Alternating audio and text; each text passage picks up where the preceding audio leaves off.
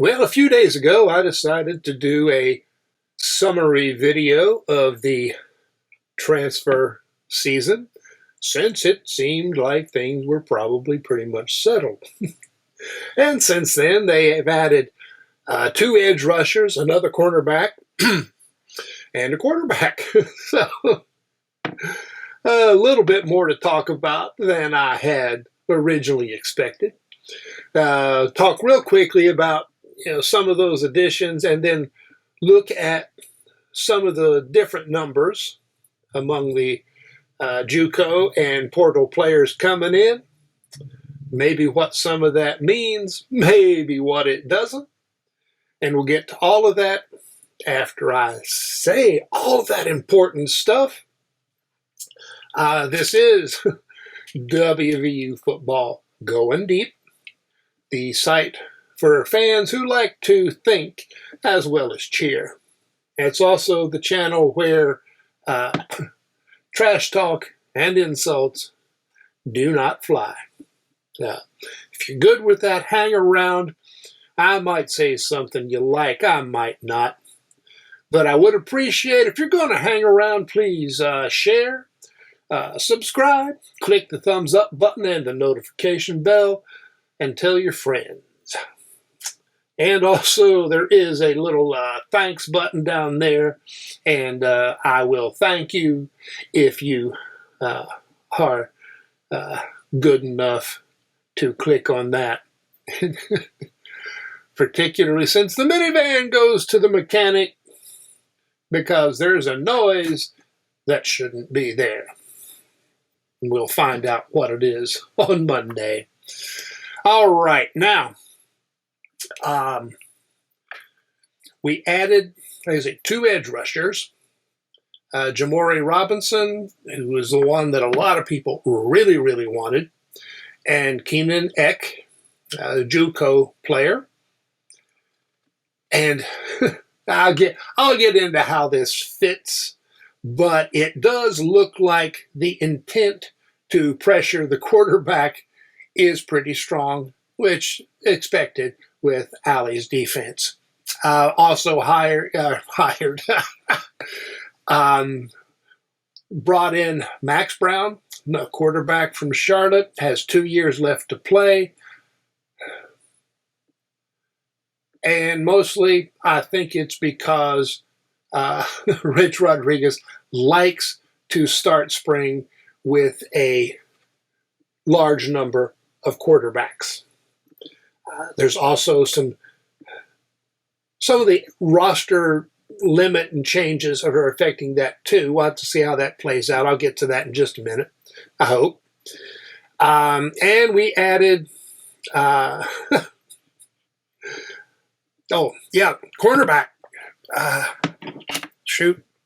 Forgot the name already. Jason Chambers out of Appalachian State. And he does look to be a key add.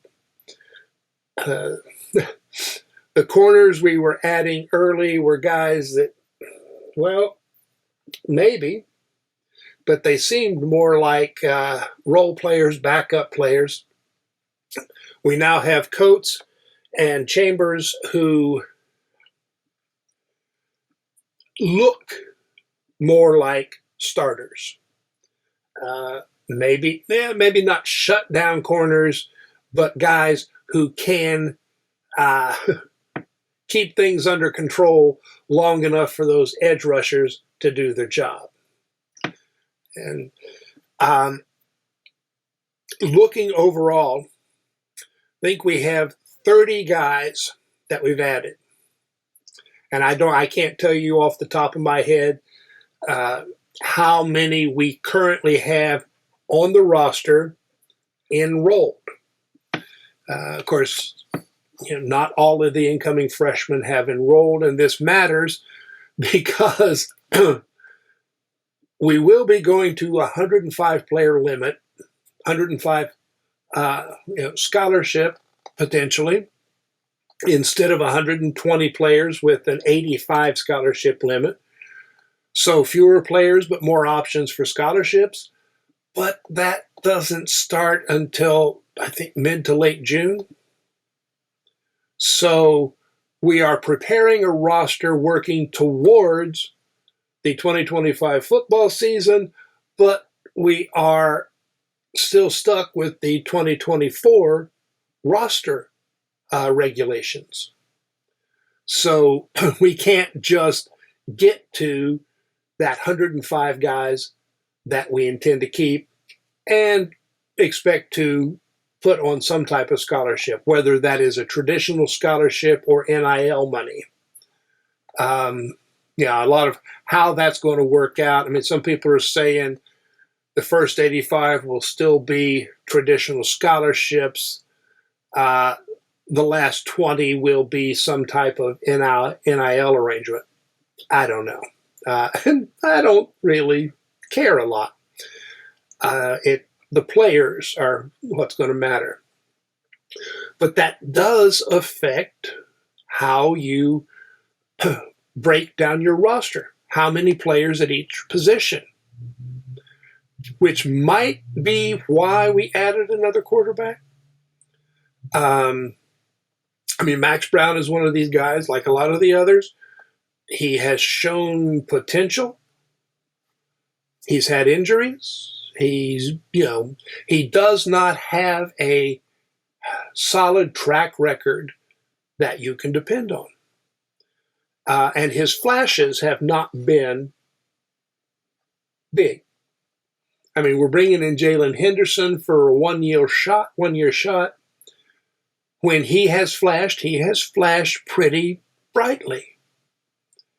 I'm still, like some others, I hope Markio wins the job. He's hung around. He's been loyal. He's good. He is not necessarily flashy, but he's a heck of a leader. Now, of course, a lot of the players he had that leadership established with aren't here. Starting with a bunch of guys, that none of them know. So I don't know if that means the leadership role is less important or not. Maybe it's more important. And we have no idea what type of leader Henderson is. So we're bringing in some flash. I think Brown is probably just in case. And then we've got Wilkins and then, Fox. So, of course, that's, a second-year quarterback and a first-year quarterback. So we will have 3 scholarship quarterbacks with playing experience, some playing experience. I think it's probably reasonable, but quarterback has always been one of Rodriguez's favorite. He likes to kind of reach out and grab a whole bunch of quarterbacks, running backs, and wide receivers, and then try to winnow that down to where he's got at least one of each who is shifty and fast. Yeah. I don't know. You can't play them all, but this way at least a couple of them should pan out. Now, with the transfer portal, if you bring in a bunch of guys at a position, they're going to play that position or none, usually. It's not like recruiting guys as freshmen, and you may recruit them as a quarterback, move them to receiver, move them to defense, move them wherever. That was Rodriguez's old method. Yeah, but that doesn't quite work the same with the transfer portal and the 105 player limit. We'll see how it all pans out. Now, they say overall about 30 guys so far. There'll be more in the spring, and there'll be more going out in the spring, almost certainly. Of that 30, it's actually pretty even split. 14 on defense, 15 on offense, and 1 kicker. So I like that. We did have needs on both sides of the ball, up front on the offense and in back on the defense, but we had needs on both sides. Of the 30, I think it's about 24 who are one-year players. One shot. They are being brought in. A lot of them are brought in with the expectation that they start. They might not. We got young players that can beat these guys out if they develop enough. But bringing in experience. It may not be Power 4 experience. The level varies a lot. And a lot of these guys are group of 5, JUCO, all of that. But playing experience. And this year's team, before the portal opened, had some significant experience gaps at offensive line, defensive line, a little bit at linebacker, and with the guys going out in the portal, experience became a big issue. So I definitely have no quibble with bringing one-year guys in. And some of the spots we're doing that, it really is needed. And after this year, the experience may not be that big an issue. For one thing, we only have things like 8 or 9 key players who will be graduating after this year. That's not a big number. So we're not going to get hit hard on graduation. We got hit pretty hard this year. And then the portal. And hopefully, second year in a coaching change shouldn't be as many players hitting the portal. And especially not key players. We lost a lot this year. It's to be expected, but we lost a lot. So replacing guys with one-year experience. Now, because offensive line, I've said it before, we got a lot of talent. But, Livingston and Bosley are third year, fourth year. Basically, they've got 2 years left. And then we kind of start dropping from there. And the number of snaps played, well, those went out the door with Remack in the portal and a bunch of guys who graduated. Now, the guys bringing in, we've signed 5 offensive linemen so far. Probably still need a couple more. It's one of the biggest areas. Offensive line, corner, and safety are where we added the most. It's where we needed the most. So the targeting seems to be spot on. We've added, 2 or 3 of the offensive linemen only have 1 year left. And then we've got a couple of guys who will be around, hopefully, for 2 years, maybe 3. So that fills in the experience gap. And we shouldn't need to hit offensive line hard in the portal next year. We should be looking good, especially, some of the guys coming in this year as freshmen are good enough that they may start their sophomore year. Usually it's third year, but they could start in their second year, or at least a lot of playing time. Running back, we added 2, one who is the small, fast type, and one who is, the C.J. Donaldson type, to be specific. Yeah. I didn't really expect Rodriguez to add a big running back. Now, his best years were when he had a big back who could run and who loved to block. Now, just how much this new guy will be willing to block or able to block, we don't know yet. But we do have a couple of blocking tight ends who will be more of an H-back type and fill that Owen Schmidt role. So interesting to see how Rodriguez decides to use the new batch of backs. A wide receiver, we added a couple wide, a couple probably slot. How they'll move around, not known. Now, Davion Walker, decommitted.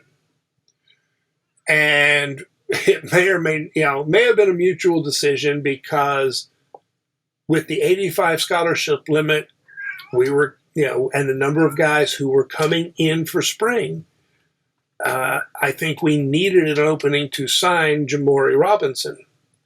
And getting an edge rusher was more important than adding another moderate receiver. Robinson is being brought in to be a star. He is not, he's not being brought in as backup. He's not even being brought in to be a starter. He's being brought in to be a star. That, I think, is the hope. Now, again, because Allie does sometimes use two standing edge rushers. So we've hit hard on edge rushers.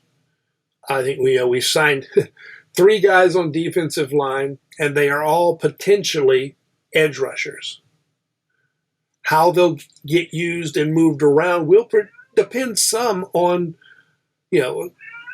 what is Allie's base defense. So, with a lot of these guys, I'm not going to get excited one way or another until I see what the defense is actually going to be.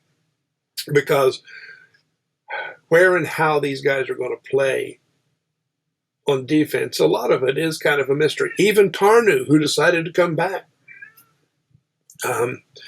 he may not be playing the same spot he did, before at Jacksonville State under Allie. He may be more of a, spear spur type, the same as he was, partway through last season, and he was adapting to it. He was getting good at it. And he's got the size for it. So, and now that we have added so much at corner, Tarnu may not have a spot at corner. But those hybrids is where we are. I'm not going to say we're short at hybrid because I don't know what hybrid positions we're going to have. And we do have a variety of guys who can potentially play them. Now let's see. On defense, we added 5 corners so far. And if you look, every one of the corners we've added is a 1-year guy. Spells will be graduating. Jordan Jackson this year is in his 3rd year. And then we've got, 3 guys who are coming into their 2nd year, which means we're young right now. Next year, we should be pretty good. And, this year we're bringing in, Dwayne Galloway, Zod Jackson, Terrell Russell at, the corner spots. Galloway has the potential to play this year. Would kind of expect him to start and maybe star next year. So we don't need to bring in multi-year players at corner. We need a lot of bodies right now, and we need experience. But we don't need to load that room with guys who are still going to be here next year. Next year should be strong at corner, or at least solid. Also brought in 4 safeties. So 9 defensive backs. And all 4 safeties, 1 year. That's more defensive backs than we brought in last year. And last year we brought in a bundle, which may have been actually some of the issue, and then and still got hit by too many injuries there. But same thing as at safety. We're bringing in good freshmen. We had 2 good guys in the class, or 3 if you count Jennings at safety instead of something like a Spear, a hybrid, whatever. But, the guys we brought in last year should be good by 26. So again, we need experience this year. We don't need a bunch of guys with multiple years available. Defensive line, 3 guys. They're all edge rushers. 2 of them with 1 year. One guy, I think Eck has multiple years. He's coming in from junior college. And if you're using 2 edge rushers at the same time, you need several. Now, Fisher and Onwuka and Byerson have the potential to be edge rushers or bandit, whatever, the hybrids. I think that's why I am kind of waiting to see how it all plays out. Now, we've got Reggie screaming in the background again. You can probably hear her.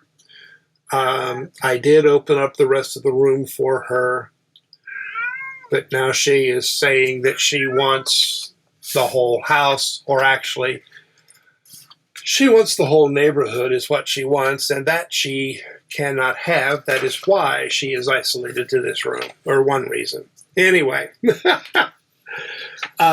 linebacker, 2 transfers, a 1-year guy, and a 4-year guy, actually. Carrico and Beiser will be the primary experience this year, because, of course, we lost Trotter and Latham. Cutter comes back with a lot of playing time, and I'm hoping this defense ends up being well-suited to what he does best. And, we brought in 2 good linebackers last year, potentially 3. I mean, I've said before, I'm hoping Kovaleski moves up. We'll have to see how that plays out. Now, switching to the offense, 5 offensive linemen, need more. And again, the offensive line was one of the places they really hit hard in the last part of the signing period, if you count, being able to enroll as the end of the signing period. Still looking at some guys, to come in the summer. I think need a minimum of 2 more. But you're getting into that spot. Well, we need a center. I mean, we flat out need somebody with experience playing center, but somebody who's not necessarily going to start. If that's the trick. If you bring in somebody to start over Livingston, you may lose Livingston to the portal. I mean, he's waited, he's played, he's worked his butt off. He should be ready. But we need somebody who can step in if needed, and preferably not somebody, who is just playing center as a second job, but somebody who is experienced playing center. I think that is probably, to me, the single most critical need. And I don't think it's going to be an easy one. I mean, there are going to be some guys out there, but signing somebody who's good, but not necessarily expecting to start. And I think we need to sign somebody with 2 to 3 years left. But let's see. Yeah, 3 of the guys that we signed so far are 1 year. 2 have multiple years.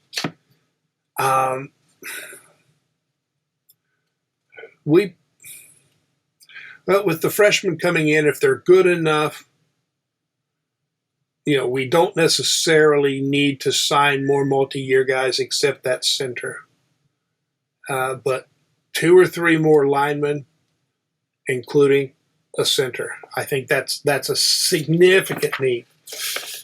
Now, We've also signed 2 quarterbacks so far. I think Henderson is being brought in to compete for the starting job. He's the more exciting quarterback.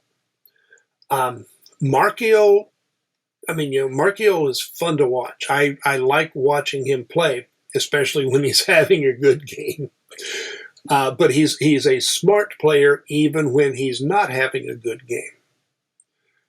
But he's a good runner. He likes to hit people, but he's not shifty. Henderson is being brought in to dodge people, to outrun people. So it will come down to, who runs the offense best. And of course, with this offense, making the right read on the handoff, because it is going to be a handoff most of the time. There won't be a lot of straight-up passing plays. But, of course, who hits the best passes when it's needed? Because you've got to be able to do that to keep the running game going.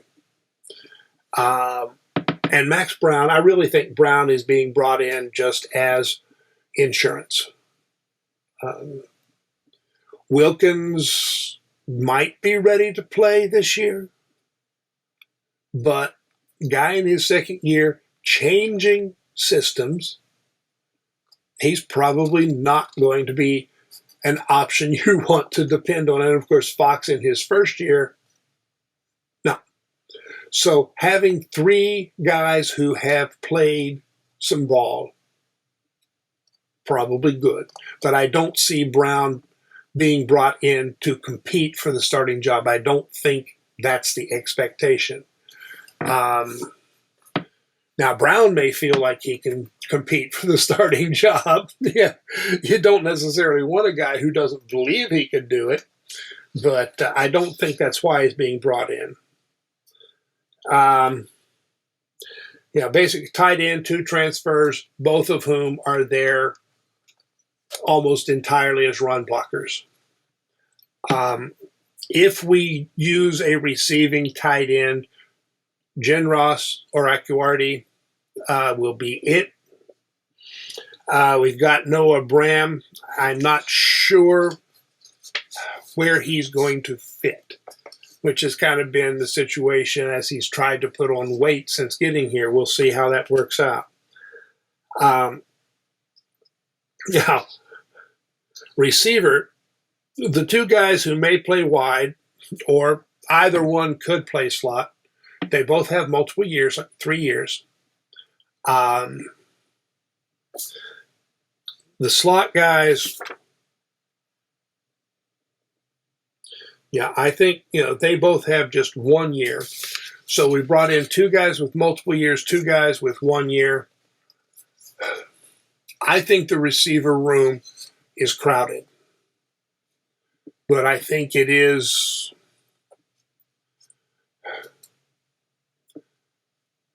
I don't know if it's good enough.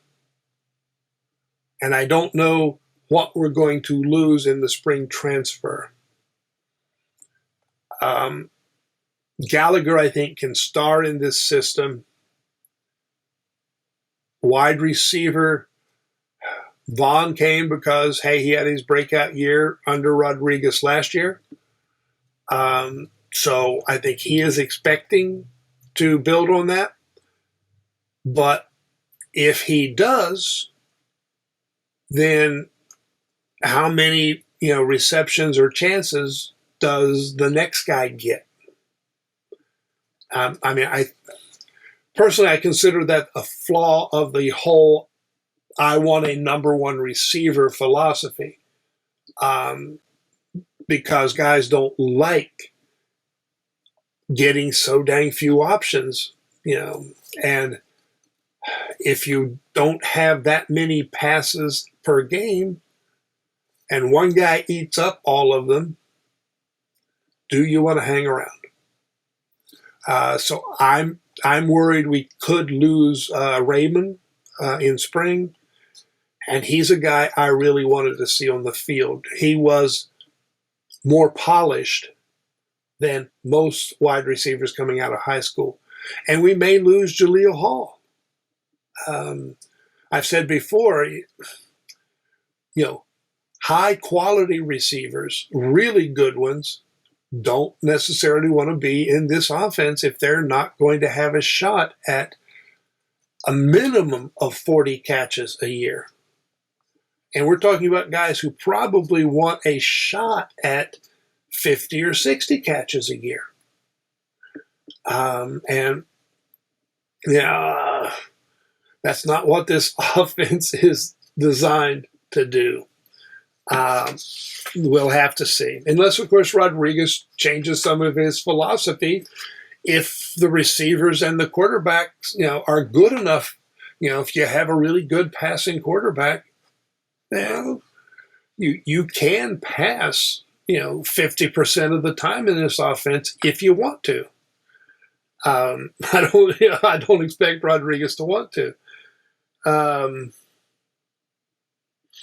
Okay. Let's see. I think that actually covers most of what I wanted. In terms of targeting needs, I think, things are mostly good. Center is the big exception. Even, I fully expect, I expect him to sign one, that just be later. And I'm not too worried about getting more offensive linemen in general. But got to get that center, in my opinion. If you just look at it and say, hey, they're signing all these one-year guys and we're going to be in bad shape next year. No, that's not really necessarily true. These one-year guys are filling an experience gap that should be mostly just a temporary gap. The overall experience status should be in much better shape next year, even with these guys leaving. And we don't have a lot going in graduation. We've got a good class coming in this year if they stay after spring. And, we really should be in pretty good shape next year's portal season. Of course, that's a long way down the road, and we got to handle this year. But I think they have filled out the 2 deep and most of the 3 deep. Picked up guys more recently who look to be starters, potential stars here and there, but not guys that, in most cases, not guys that our current younger players can't beat out. There will be competition for most of these high expectation transfers. It's not going to be, here's your job. All right. That's my overall look. And of course, I didn't get into transfer ratings or, what school do these guys come from? All of that. I'm just wait and see. I think we got the guys at the positions we need. And enough of them that somebody should produce. We'll have to wait and see. All right. At this point, not sure when I'll be back because I don't expect to have, breaking news every day or two. Maybe I'm wrong. Maybe something will happen or I'll be able to look at these things in some different light and come up with another idea for a video. Anyway, guys, I appreciate you being here. Of course, I know most of you haven't continued watching all the way, but if you did, thanks, and I'll see y'all later. So long.